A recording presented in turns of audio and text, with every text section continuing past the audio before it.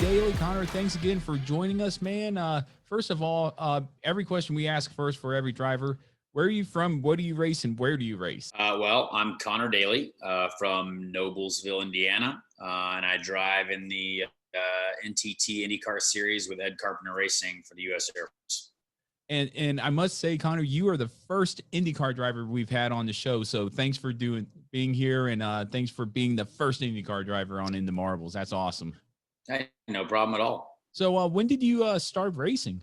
So I started when I was 10. My dad was obviously a driver as well, so that I was always had racing around. My mom worked at the Indianapolis Motor Speedway, so I've always been around racing.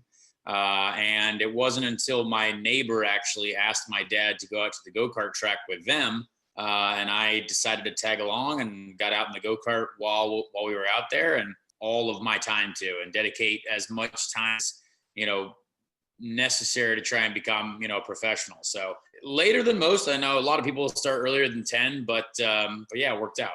Well, the fact that you've gotten up to the level that you're at right now at 10 years old, from starting from 10, is amazing. You're a professional race car driver racing in by far one of the craziest series in automobiles that you can possibly race. How's that? What's it like just for me driving one of those things that you just back a few years ago, you were just exposed? Yeah. I mean, honestly, it's awesome. It's an incredible racing series. I think the fact that, we are getting respect from Alonso, two-time Formula One world champion, who comes over and tries to do the Indy 500, and Jimmy Johnson, obviously, in IndyCar as well. I mean, the cars are physically, without a doubt, the most difficult on the planet. So physically, you have to be at the highest level. Mentally, I think at the highest level, because of the speeds that we're doing on some of these ovals and other places as well. Certainly in the street circuits where there is no runoff, all you've got is the wall, and that's it. There's no grass, no gravel that run into or get into the wall. So, right. So that I, in the world for sure have come to race, and it's an honor to be involved in that series. I mean, I get to race against some of the guys that I idolized when I was a kid, like Scott Dixon and Helio Castroneves, and Juan Pablo Montoya now is back, along with Fernando Alonso as well, who's comes over to do the Indy 500. So it's an incredible series. I think right now I wish we got a little bit more recognition than we do. I think it's tough battling against the NBAs, the NFLs, the NASCARs of the world right now, because there's so much that can entertain people. And we're a little bit on the smaller spectrum. We have the Indy 500, which is the biggest thing in the world, but most people that watch the Indy 500 don't know that there's 16 other IndyCar races. So we gotta change that, and I think we're doing our best to work on that and keep getting the recognition out there. How do you think the best way is to do that? Is it more about the performance of the cars, or the technology of the cars, or about on-track action? Money. Honestly, I mean, money buys everything, and eyes and numbers, and we're just on the smaller spectrum when it comes to marketing budget, when it comes to ad space, and I think NASCAR does an incredible job, because I watch TV every day, and at some point during the racing season, NASCAR season, I will see an ad for NASCAR, and I think the opposite can be said for IndyCar. We just don't have we don't have that level of marketing budget to get into the right places at the right time, but we're growing, and I think our product is not the problem right now. I think our racing is great. I think the product on the ovals is great. The road courses racing is great. So we've just got to build up everything else, and it does take time. Like it absolutely will take time. But I truly think we are if we integrate more kind of bodily performance stats as well during the races into the TV broadcast, I think people would find it really interesting to see heart rate data, respiratory rate, like during the race. I think that would be something that hopefully we can look at in the future, because because of what we're doing is so extreme. So Conor, I wanted to backtrack for a second. So when you had talked about when you first got into racing when you were little, did you have like an ultimate goal of what series you may have wanted to reach? Like maybe like a Formula One or an Indy car? I mean, I know your dad raced F1 for a little bit. Yeah, for sure. I mean, Formula One was the goal. I think as an American, it's obviously not easy to make it to Formula One. We've seen not many Americans make it over there over the last, 20, 30 years. But I had a goal, and we had to start over here because obviously we lived in the U.S. But when I was 18, we were able to win a couple of the Road to Indy championships and get a scholarship, to head to Europe for the first time. And, then the Force India Formula One team, now Racing Point, they signed me to a development contract. So, then I had my racing funded over there. So, we made it to a high level over there, won races, fought for a championship against guys who are, still in Formula One to this day. Carlos Sainz, good friend of mine who is now driving for Ferrari. Yep. Got to race against him, Danny Kvyat, Valtteri Bottas, guys that are really reputable. And it was awesome. However, we just could not get the support, from our home country that a lot of these other drivers over there, get, whether it's financially, whether it's in the media. I'm definitely proud of what we did over there, but Formula One was always the goal. And, I was able to drive Formula One cars a couple of times. I mean, there's a picture above my shoulder of me in the car, the Force India. And that's definitely something that not a lot of people can say that they've been able to do. And, I'm definitely proud of that. So are you able to tell a really big difference between like a Formula One car and an Indy car? Not really. I mean, all race cars do the same thing. They go, they stop, and they turn left and right. They just do it at different rates of speed. So it's with those, I mean, there's just so much technology because at the time, the budgets were, $300, $400 million, and they developed the car from the ground up. So, there's so much that goes into those cars that will never go into an Indy car because our budgets are, $6 million a year. So it's something that is really unique, but it's not necessarily like they had a ton more horsepower than an Indy car or anything that I've driven. You know what I mean? I think, Formula One has power steering. So that's, a little bit different, makes the cars a little bit easier to drive. But they're obviously right now, well, the current era of car is quick cars, acceleration wise, G-load wise, the brakes and in the corners. And we'll just never be at that because our cars have to be a little bit heavier to be safer to withstand impacts on ovals. So an Indy car does not have power steering? No, yeah, we're still the only top level wow. racing series that doesn't have power steering. I never knew that. That's very interesting to know. That's crazy. That's why it's quite difficult to drive. So on an oval, is it, or it's the hardest? It's the hardest on the oval to drive one of those. You would think it'd be the opposite, like a street circuit where the tight corners would hinder that. But why is it so tough on an oval? Well, the street circuits are tough for like blistering. Like the hands move a lot. It's very bumpy. So your hands, I've often had hands that are bleeding after the races because it's just so bumpy and so violent. But the ovals are, I mean, the best way I can describe it, the most difficult race of the season is Iowa because it's a 7/8 of a mile oval. We're doing it in 174 miles an hour average, which is a 18-second lap time. So there's no rest time. So you're at 4 to 5 Gs, basically for a very, very long time, for that 2-hour race. And your heart rate is at maximum the whole time because there's so much loading in your hands. You have to use your elbow to brace against the cockpit as well because the steering is so heavy. I mean, literally go outside and try and turn your car without it being on. You know what I mean? Like it's quite difficult to do. And I think even going go-karting, like go-karts don't have power steering. And I think whenever you take people who don't know about racing, they're not going as fast as you, first of all, obviously, but they get out and they're sweating. They're like, oh my gosh, my arms, I can't feel my arms. I'm like, well, yeah, multiply that by 1,000 and do it for 2.5 hours, in a 148-degree cockpit. I mean, it's definitely without a doubt, the hottest we've ever been in the car and physically the most difficult because of just how much load is going through the steering. Right. And the aerodynamics as well contribute to that because we've got so much aero load on the car that, again, it just adds to the G load. It adds to how tough it is to steer. All right, because I'm more of the NASCAR guy here on the show. In presence to Formula One open wheel guy, I can't even. But I do respect IndyCar drivers because I feel like you're just so exposed. It's like the difference between riding a car and a motorcycle, real kind in a sense. But I mean, it's just so crazy. I can't comprehend the fact that I've never even thought about the air pushing down on you, and that contributing to the G load. That's crazy.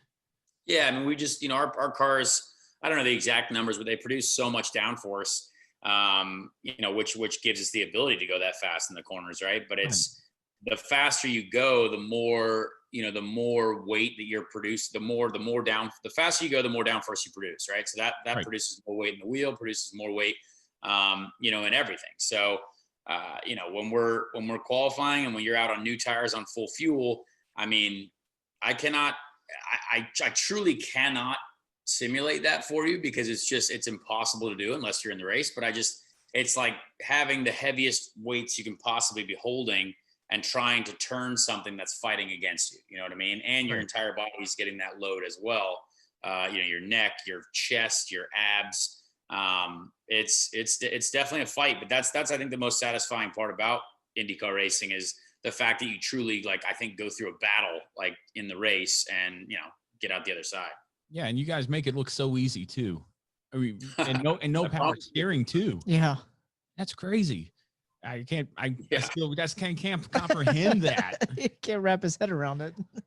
So the funny thing about having been through that though, like, you obviously know the NASCAR side of it, and NASCAR has power steering, but I mean, it's not like those cars are easy to drive either. I mean, even doing the truck race this year for me, very difficult, very hot in there. It's a different type of loading. It's a different type of environment for me. So my heart rate's still very high throughout that whole event. Mm-hmm. Like at the end and very sore, but not as much. I think it was more because it was so hot and just a different type of heat. It's a very stagnant air compared to the Indy car because we do have some airflow through the windscreen. Right. So without a doubt, I think when you get used to that in NASCAR, I think it's still physically easier because you're just not turning as heavy of a wheel. But without a doubt, it's still very hard. Like I still was, beat after after the truck. So it's just a different kind of beat. Yeah, you're kind of hitting around where one of my big questions was how tough which is tougher, a overseas open wheel car like Formula 1, Formula 2, Indy car, or a stock car. And I think you've answered that pretty handily. It's the Indy car.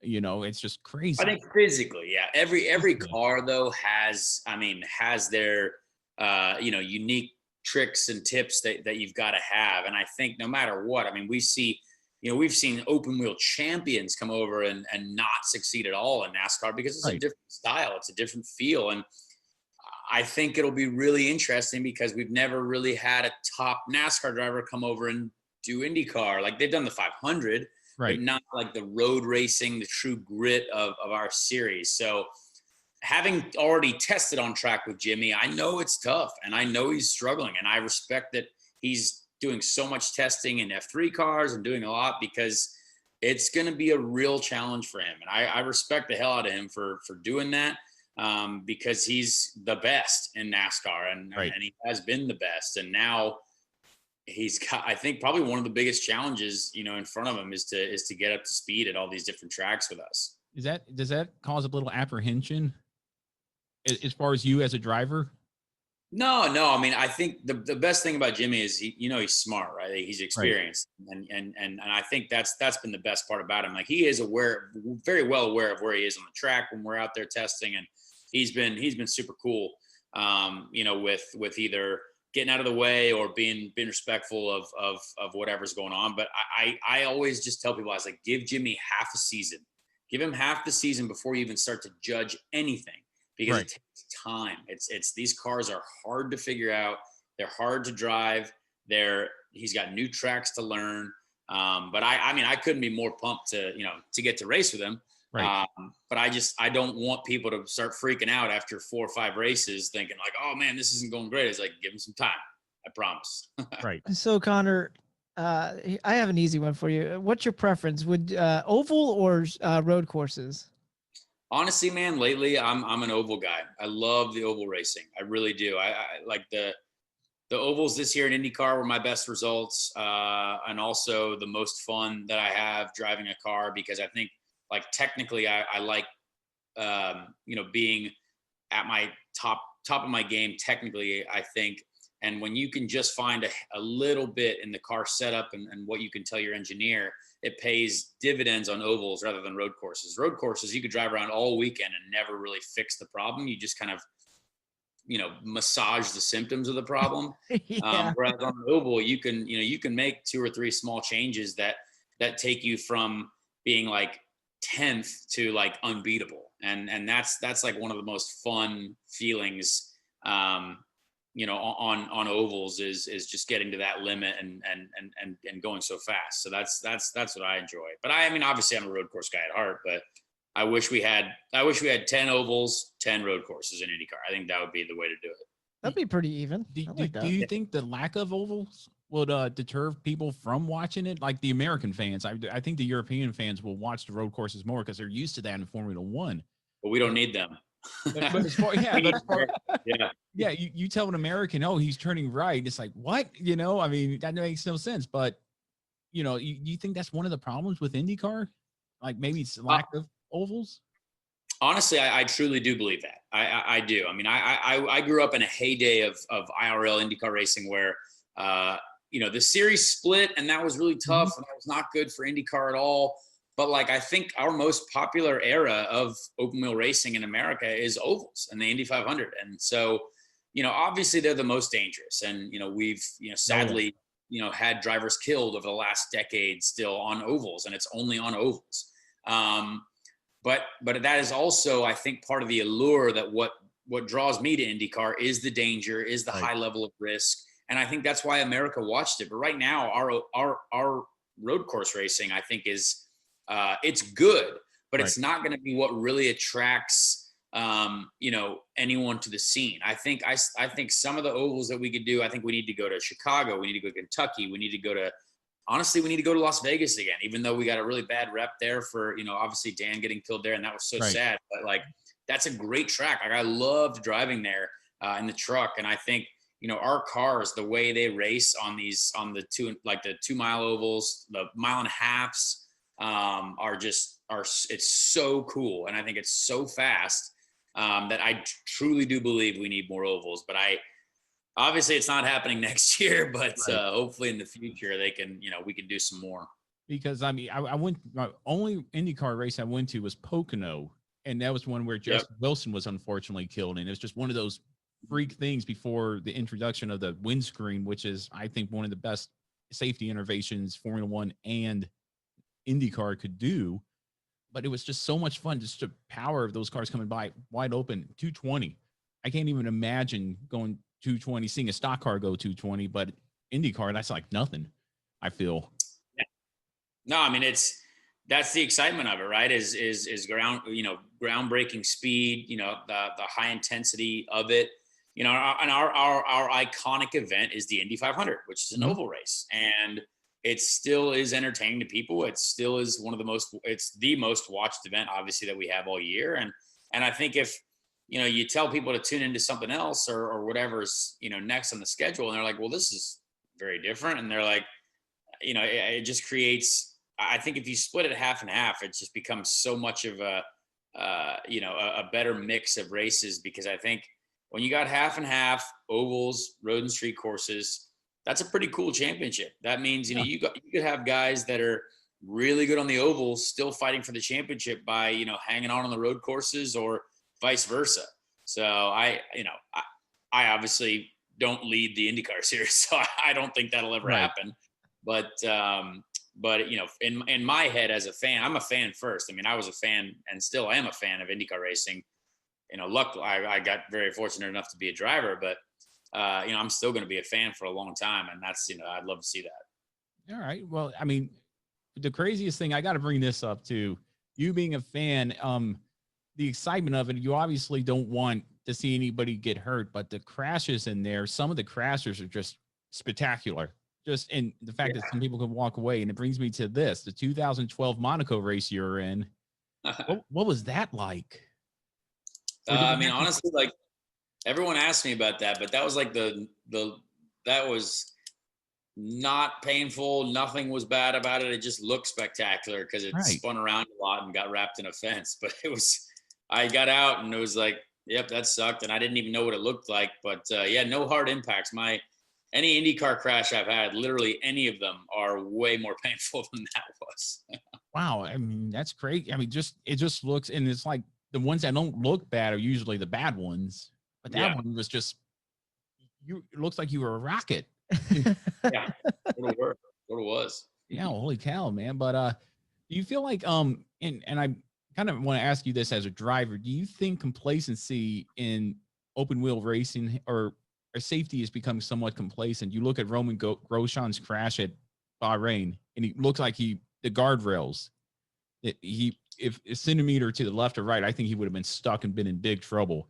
Do you think is IndyCar complacent on safety, or are they just fluid in the sense that we look at what happens in Formula One and we can adapt that to our league?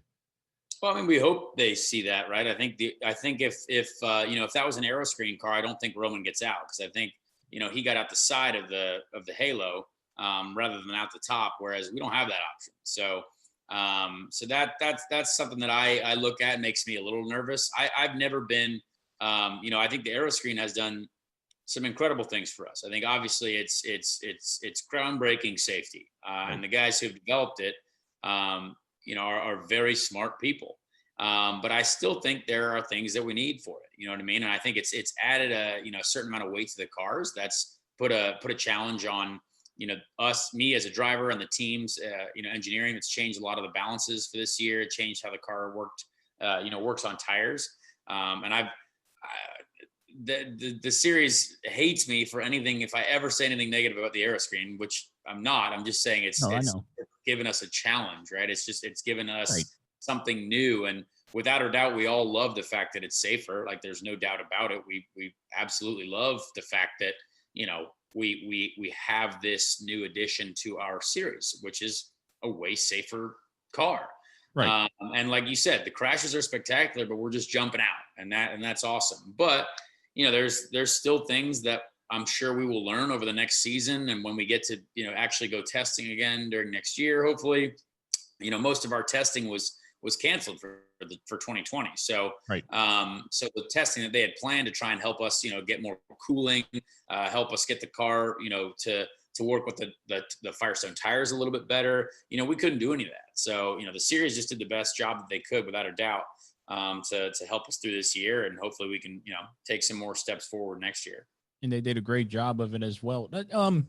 You're just teaming up now with the Air Force. Saw a news article saying that Air Force has jumped aboard for that. Tell us how that manifested. Yeah, so this is year 4 with the Air Force, which is really cool. An incredible partner of mine.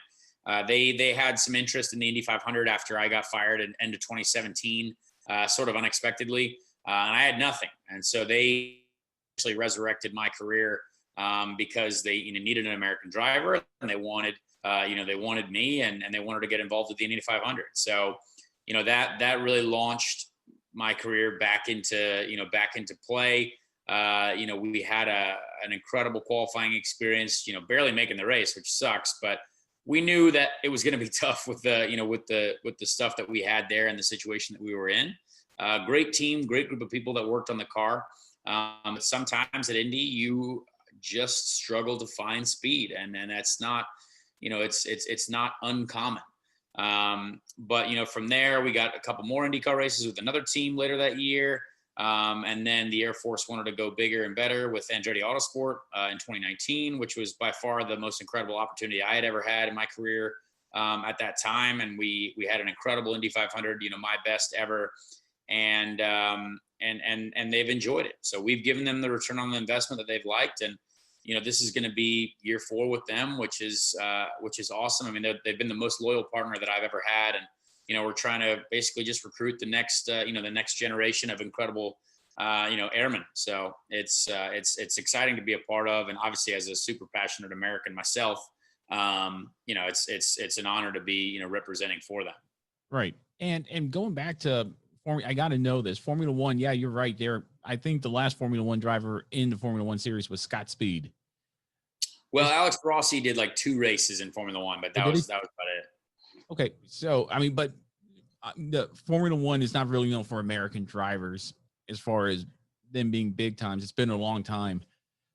Do you think it's the fans over there that's like not supporting him, or is it the American people not wanting a So to be completely honest with you, it's the Formula One teams don't want us, to be honest. There's a Really? really terrible reputation that Americans have got over there.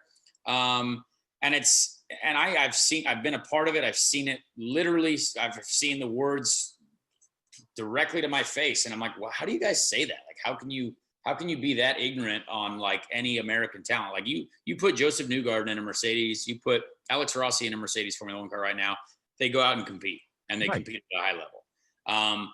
But for some reason, and even our American Formula One team, you know, Haas, which is like in Italy, and there's, you know, it doesn't really seem they don't like American drivers. They have never said anything positive once about American drivers. I mean, Wow. that just goes to show you. I mean, it's like we have an American Formula One team that is not even encouraging or saying anything good about American drivers. So it's something that's, you know, it's a shame. And I think it's a bit of an arrogance thing for Formula One teams and people in Formula One. And I've worked with a lot of incredible people in Formula One, and I did feel welcome at a lot of different places that I was at over there. But there was so much negativity directed towards Americans that I couldn't stand for it, and I did not enjoy my time over there anywhere near as much as, you know, where I am now in IndyCar. And, you know, I hope that changes. I think we need something like, you know, if Jeff Bezos had a son that wanted to be a Formula One driver and was pretty good, that's probably going to be the only reason an American gets to Formula One, is if he got about $250 million behind him. But yeah, right now it's tough, and I wish all the young American kids that have that dream of being in Formula One the best, and I will try to help them as much as possible. But it's a tough deal. It's cutthroat over there, and it's a wild deal. Yeah, heaven forbid a European driver comes over to America and says, "I want to drive Indy," and we say, "No, get out of here." And we'd be labeled Oh, yeah. so many things. Right. Can't do it. Yeah. Yeah, it's be crazy. So who's the biggest influence you've had in your racing career? I mean, I obviously think my dad. I mean, my dad was my manager growing up, and he was the guy kind of, you know, guiding me down, you know, a certain path and helping me when I didn't know what I needed to do. But you know, ever since basically the European stuff ended, and I came back over to America, I've pretty much done my own thing when it comes to management. But he's still the guy that, you know, I always can go to and talk to about, you know, whatever, because he's been through it. You know, he's been to the top level of motorsport. But, you know, even right now, like my stepdad as well, Doug Bowles, president of the Speedway, Indianapolis Speedway, I mean, he's been an incredible influence in my life. You know, a smart guy, knows everything about racing, appreciates, you know, the sport at a very high level. And, you know, that those two guys for sure have been great for me. You know, there's been other drivers who have been very helpful to me as well. You know, Dan Weldon, when I was growing up, was super helpful for me, incredibly supportive. And you know, guys like Townsend Bell, who now do the TV broadcast for NBC for IndyCar. Townsend always calls me and asks, you know, what's going on, how are things going, what do we need to do, you know. And there are a lot of drivers that, you know, I've watched race before who have been, you know, pretty helpful, which is really cool. But yeah, that's probably it on that. Okay. So looking forward to 2021, what are your expectations? Well, I think as a team at Ed Carpenter Racing, I think we missed the mark last year for sure. There was a lot of things, you know, we showed up at the Indianapolis Motor Speedway, and that team has had, you know, multiple pole positions there. And, you know, we just did not have the speed. We as a group, you know, probably, you know, are going to look a lot into that and figure out how, you know, we get back to having multiple cars in the front row and competing. And, you know, we obviously work well with Chevrolet to try and do that. But even on the road courses, you know, it was a tough go for us. It was not what I expected at all. But it's a great group of people over there. And it's something that, you know, you really want to have a second season to come back and improve on everything that we think that we got started last year.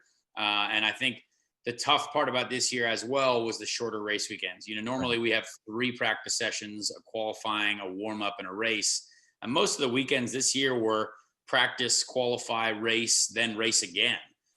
So if you're kind of screwed from the start, when if you miss the setup and you don't really have a lot of time to test much, it's a challenge for the teams. And I myself, I look at guys like Simon Pagenaud, who Indy 500 champion, IndyCar champion, he was struggling a lot this year as well. And I think guys with certain driving styles who need all the practice sessions to keep developing the car, to keep making it better, to keep fine tuning it towards our style, that hurt those guys a lot this year.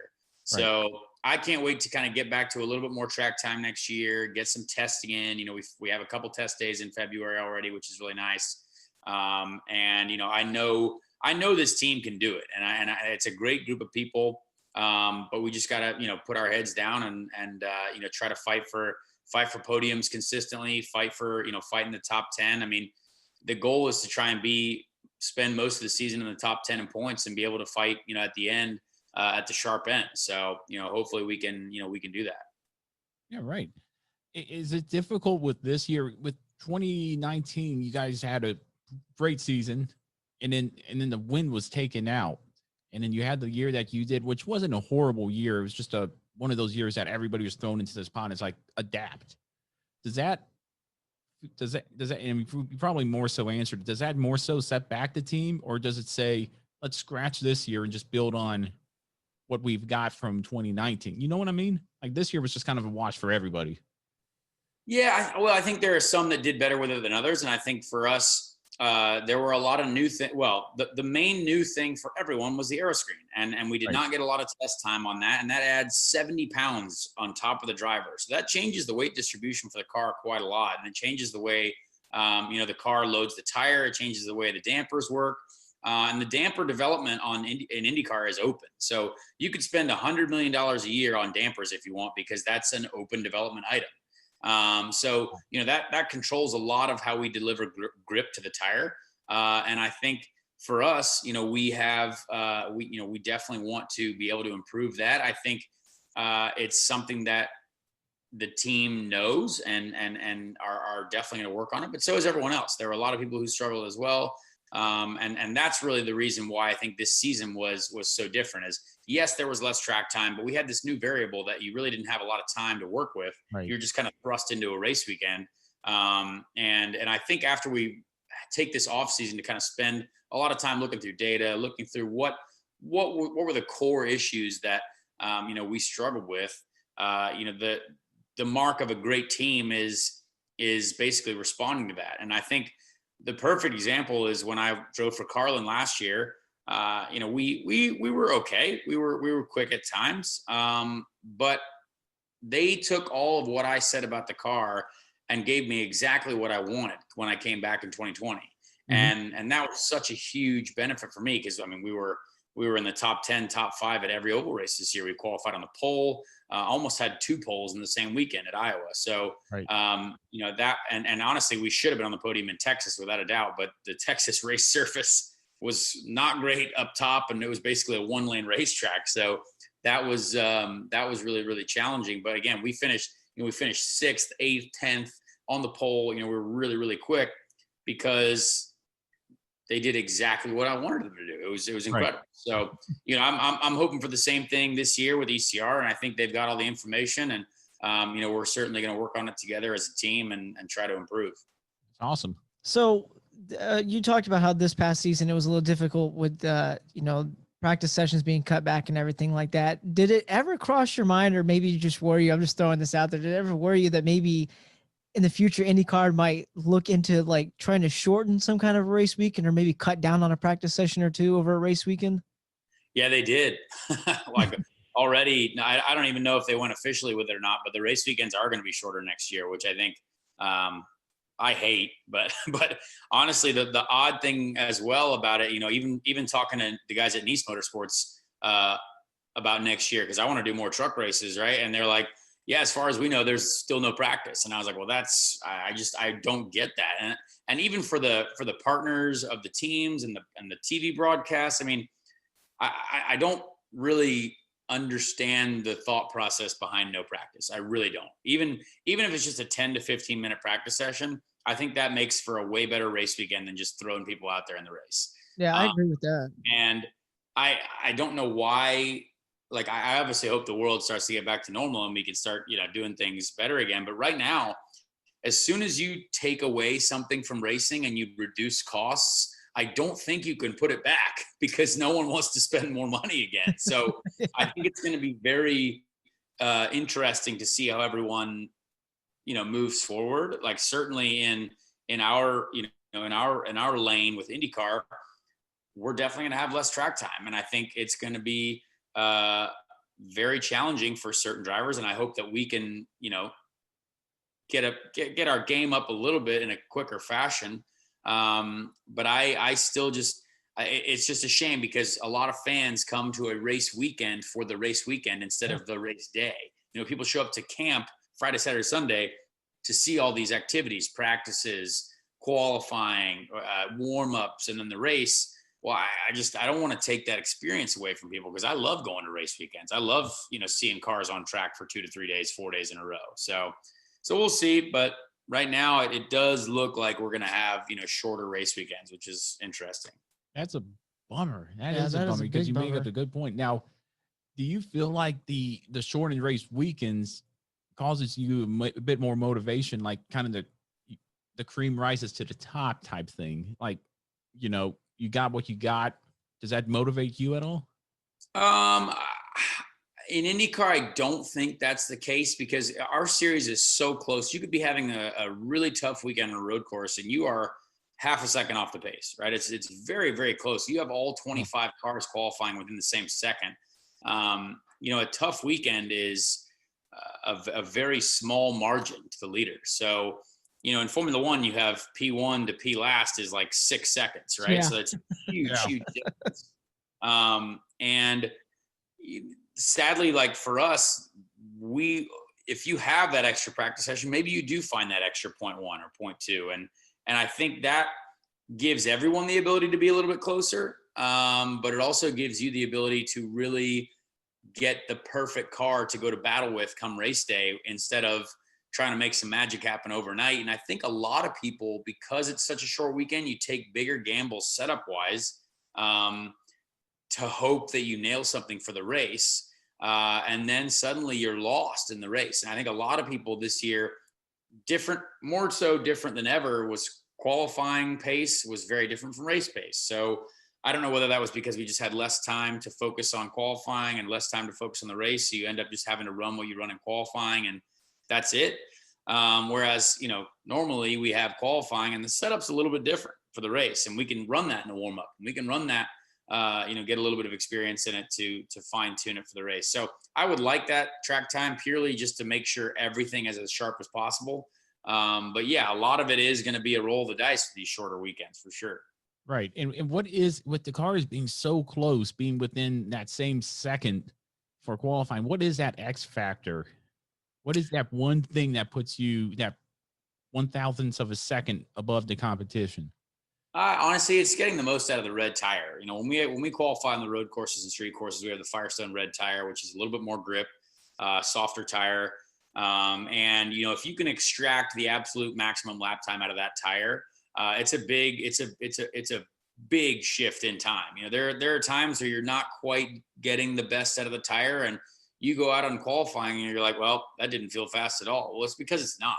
If you're not activating that tire at a very high level and just making sure that you have the perfect temperature starting the lap, the perfect temperature through the lap, it just feels like a normal lap on the primary tire. And so that's something I think is just super important, is just developing a setup that activates the tire to give you the most out of it. Because if you find 10% grip gain in the chassis, it's still not as good as finding a 1% gain in grip, like pure grip through the tire. So that's I think the most important thing for us. And is it the same way on a oval? Oval's a little bit different. Oval is just going to be nailing the downforce settings. I think on the oval, you want to be able to dial in exactly the amount of front wing that you need. You have to go a little bit overly aggressive because most of the time on the oval, when you get on new tires and you try to go a little bit quicker, the car will understeer, the car will push. So how aggressive do you want to drive that weight into the nose with the front wing?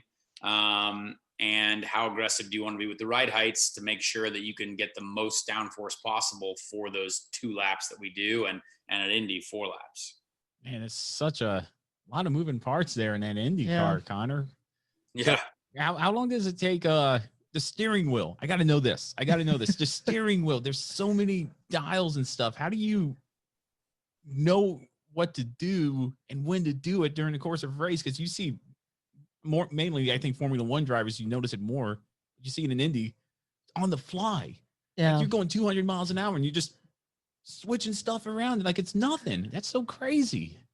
Yeah, I mean, you just got to do it. I mean, that's it. I mean, there's a 24-page manual on the steering wheel, I'm sure, but you just get used to it. I mean, our wheel there's a lot on there for certain scenarios, but realistically, you know, there's only a few things that we have to worry about. It's our fuel trim switch and the pit speed limiter and the overtake button. I mean, realistically, other than that, you're not changing pages much on the dash with the page switch.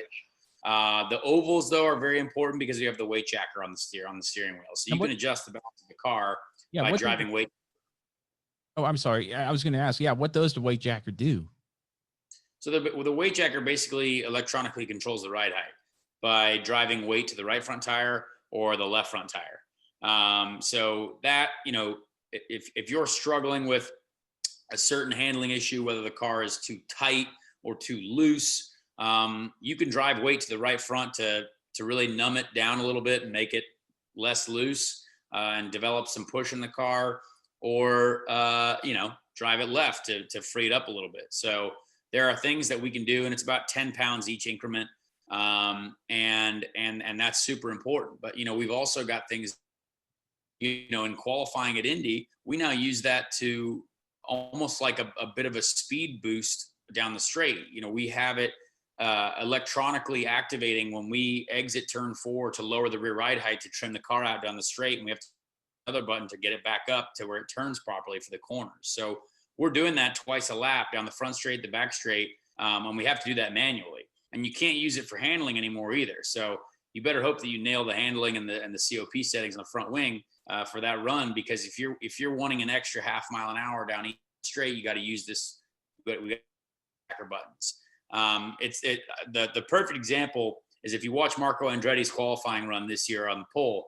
Every lap, Brian Herta says to him on the radio, he says weight jacker, because every lap you're hitting the weight jacker to drop the rear ride height to get it to go faster down the straight and then bringing it back up for the corner. So it's just it's all this fine tuning stuff that we've got now that you just have to be aware of. You have to have, and you have to be on it. And it's pretty cool to kind of see how we're continuously evolving the technology that we've got. Wow, that's interesting, because I guess you could kind of compare it to like the stock car back in the day, the track bar on the fly, just adjusting the track bar, and it'll help out with that. But NASCAR got rid of that for some reason or another, but it doesn't matter. We're not talking NASCAR. We're talking IndyCar. Yeah, this is I'm really enjoying the technical side of all this. Yeah, this is crazy. Whole new world right here. Yeah. Makes me want to watch it more. Yeah, Connor's definitely got me interested. I'm definitely Connor, I've never really watched IndyCar a whole lot, but starting next year, I'm definitely gonna have to get into it. I've been watching NASCAR most of my life. I got into Formula One in the 2019 season, really hard into it now, but I got to get into IndyCar now for sure. I mean, honestly, I think it's worth a watch. I mean, if you appreciate racing, that's what I always tell people, is like, because that's very much the sides of the fan base, right? You have the Formula One fans and you have the NASCAR fans, and no one wants to go to the middle and watch all three. They're either one side or the other. And I'm like, well, I watch all three, and I watch sports car. I watch everything because I like racing. So there's a mindset that people have that they're either one or the other and they can't watch IndyCar. I'm like, well, why not? Like, what? Yeah. Like, I promise you there will be something that you can learn or you'll be excited by. And that's, you know, that's the way I look at it. And I, you know, every day we as drivers have to work hard to deliver that message to people, you know, like you guys who like aren't necessarily regular IndyCar race watchers, but now maybe there's a reason to just chuck it on and see what's going on. Because I think there's some great racing to be watched, and there's some great drivers out there for sure that, you know, are putting on a show. And they're putting on a great show. And in the rate, like I said, Pocono Raceway, awesome race. Never seen 5 wide at 200 miles an hour before until that day. And that was just crazy. It's not awesome. It's just, it blows my mind just how close you guys get, and don't one slip of the wheel, tire, you're in trouble. Yeah, I mean the risk and reward part about IndyCar, I think, is just the most exciting thing for me. I love the danger. I love what we're doing, and I just, until you get people there or you tell people about this stuff, it's just hard to pick out. Even the power steering, at our races, they don't really mention. Sometimes the TV broadcast mentions that we don't, but like again, it looks way easier than it is. So that's why I really want like that, that heart rate data to be up on the television for the broadcast, whether you have anything that can deliver, like the Formula One onboard cameras, I think are great, where they have on the halo, they have G load, they have speed, they have RPM, they have gear, they have all this information right here. That's really, really cool. And obviously they have a little bit bigger of a budget than everything in the world, but it's a really cool, just bit of knowledge that you can get live on screen.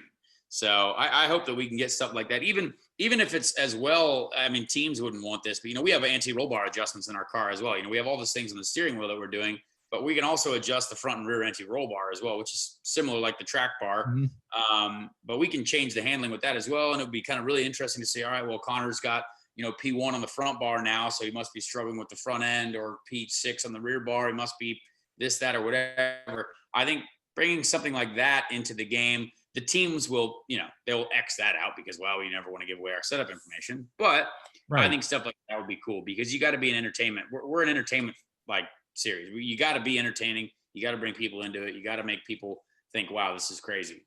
Do you think Ferrari coming in or possibly coming in would help out with that? Yeah, I don't think that's ever going to happen, though. I think so.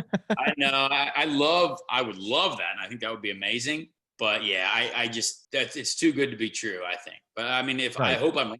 I really do hope I'm wrong. Because in IndyCar, you have really just two manufacturers, Honda and Chevy. Do you think maybe a Ford coming in or something like that would help expand the? I do think that a third manufacturer is without a doubt going to be a huge stepping stone for us because I think it injects money into the series. There's another manufacturer that are going to be doing ads, that are going to be part of a team, that are going to have, people that they can bring into the sport, and it can only help. And the wild thing about our series as well is we're going to have probably the most full-time cars that we've had in a very long time next year. So the series is doing okay, even after 2020, which was insane and terrible. There are a lot of cars next year. There could be 25 to 29 cars on a regular basis at these events, which is great for us. I remember in 2008 or 9, there was only 20 cars and that was it. So, we've gone up in numbers by a lot, which is super important. But yeah, a third manufacturer would be huge. Have no idea who it would be. But boy, I really hope they get one. Yeah, and I hope so too. Not only, I think it just make it better for everything. Not that the product isn't good now. If you take away all the politics of any sport and just look at the pure racing, it's a good product. And the races I've watched this year, and like I said, it never got technical. Like they never said they didn't have power steering. I think that's a whole new level of respect. That's crazy. I just still can't wrap my head around that. But it looks like we have reached our time limit, Conor. I want to thank you again so much for being on the show. It's a real honor talking to you. Go get him next year. We'll definitely be rooting for you here on the show. And you have anything else, Preston? Just real quick for, if anybody's out there listening that doesn't watch IndyCar, when does y'all's season start next year? Great question. So we will start in March in St. Petersburg, Florida. It's a 17 race schedule. Texas is a doubleheader and Detroit's a doubleheader. So it'll be about 14, 15 weekends. I don't know exactly, but yeah, it's all on NBC, obviously, NBC Network or NBCSN. So it'll be cool. Our team, we're Chevrolet number 20. I might do the ovals for another team as well and do the full season. I live a weird lifestyle. But yeah, it's going to be a great season. All right. Well, it was a pleasure talking to you, Conor. Definitely be watching next year for sure. We appreciate that. Everyone, all of us as drivers appreciate it. Yeah, we'll be pulling for you, man. It was great talking to you. Thanks for taking the time during the holiday season to talk with us, take the time to talk with us. Best of luck next year. Hopefully we'll have you on, maybe as a champion. That'd be great, and have a champion come on. But thanks again, and you have a good rest of your night. Hey, no problem, guys. I appreciate it. Hey race fans, I'm Preston from In the Marbles. Like what you just watched, be sure to hit the subscribe button below, and if you're looking for more content, you can find some videos right here to the left of me.